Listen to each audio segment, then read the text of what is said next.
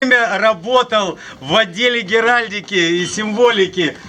Кстати, подошел Герольд Маршал Русской геральдической коллегии Ефим Комаровский. Прошу любить и жаловать. Выбрал время, хотя он тоже человек занятой. Вот. Я думаю, стоит поднять бокалы в честь нашей российской геральдики. Потому что геральдика – это герб, это гимн,